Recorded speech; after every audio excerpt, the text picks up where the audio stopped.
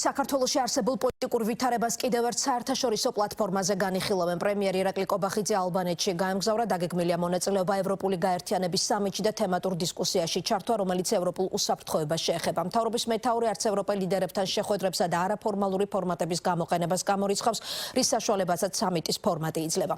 ევროკავშირთან დაძაბული ურთიერთობის და დიალოგის შეჩერების ფონზე ბუნებრივია ვიზის განსაკუთრებული დატვირთვა ექნება. ევროპული გაერთიანების მე-6 შეხვედრა ასეა დასათაურებული. ახალი ევროპა, ახალ მსოფლიოში ერთობა, თანამშრომლობა, ერთობლივი მოქმედება. საინტერესოა, რა გზავნილები ჩადის ალბანეთში. მთავრობის მეთაური უკვე ცნობილია, რომ ერთ-ერთი მთავარი გზავნილი საქართველოს მიმართ უსამართლო დამოკიდებულების ხაზგასმა იქნება, რაც მმართველი გუნდის ლიდერთა ბოლოდროინდელ რიტორიკაში ყოველთვის აქცენტირებულია. მოამბე ტირანადან სალომე ქოქიაშვილი განაგრძობს საუბარს.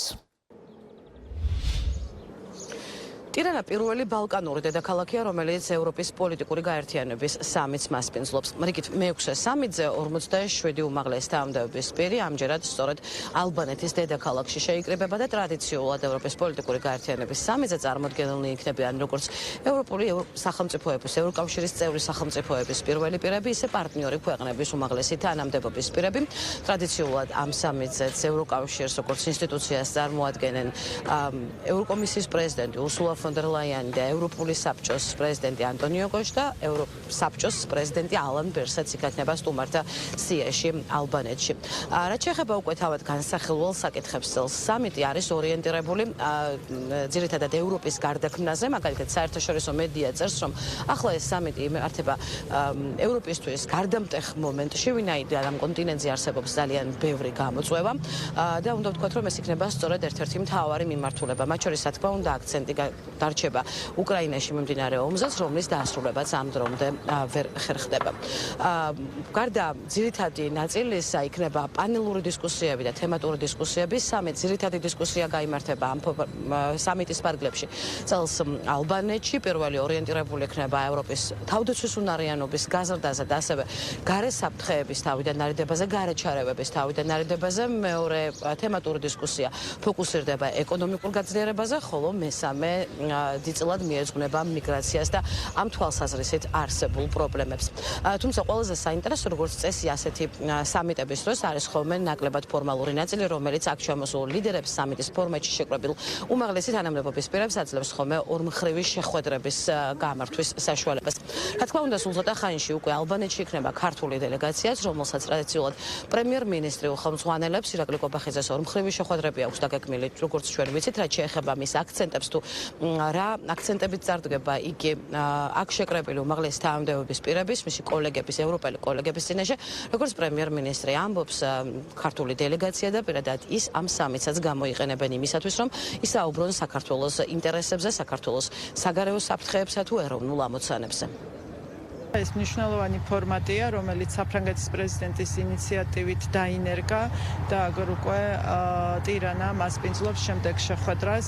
ეს მნიშვნელოვანია იმ თვალსაზრისით, რომ ევროპის ლიდერებისთვის არის საუკეთესო შესაძლებლობა უმაღლეს დონეზე წარიმართოს მსჯელობა ჩვენი რეგიონისთვის მნიშვნელოვან საკითხებზე და რა თქმა უნდა პრემიერ-მინისტრის მონაწილეობა ამ ფორმატში კიდევ ერთი კარგი შესაძლებლობაა საქართველოსთვის, ჩვენთვის მნიშვნელოვან საკითხებზე გავამახვილოთ ყურადღება, როდესაც ევროპის ლიდერები იმსჯელებენ უსაფრთხოებასთან, თანამშრომლობასთან დაკავშირებულ საკითხებზე ევროპის რეგიონში.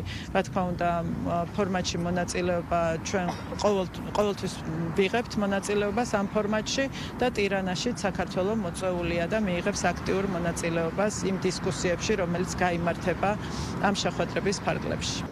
როგორც ხედავთ, ალბანეთის დედაქალაქში ტირანაში მზადება ევროპის პოლიტიკური გაერთიანების სამიტისთვის. ფაქტობრივად უკვე დასასრულს უახლოვდება, ხვალ წითელ ხალიჩაზე უკვე აქ ჩამოსული სახელმწიფოების პირველი პირები გაევლიან და ველით უკვე მათ პირველ გზავნილებს, მათ შორის ევროპის ახალ პოლიტიკურ მოწყობასთან დაკავშირებით, უნდა ითქვას, რომ ზოგადად ევროპის პოლიტიკური გაერთიანების სამიტი წელს ალბანეთში უკვე მე-6 იმართება. ალბანეთი არის მესამე არაწევრი სახელმწიფო, რომელიც ამგვარ სამიტს მასპინძლობს. პირველად 2022 წლის ბოლოს შეიკრიბნენ ევროკავშირის წევრი სახელმწიფოები და მათი პარტნიორი ქვეყნების ლიდერები პირველ სამიტზე პრაღაში. უნდა ითქვას, რომ ეს ამ ფორმატს საფუძველი ჩაუყარა საფრანგეთის პრეზიდენტმა ემანუელ მაკრონმა და მისი ძირითადი მიზანი არის ის, რომ ევროპის კონტინენტზე არა მხოლოდ ევროკავშირის წევრმა ქვეყნებმა, არამედ პარტნიორებმა, გაწევრიანების მსურველმა ქვეყნებმა ერთად ისაუბრონ ახალ და მომავლის ევროპაზე.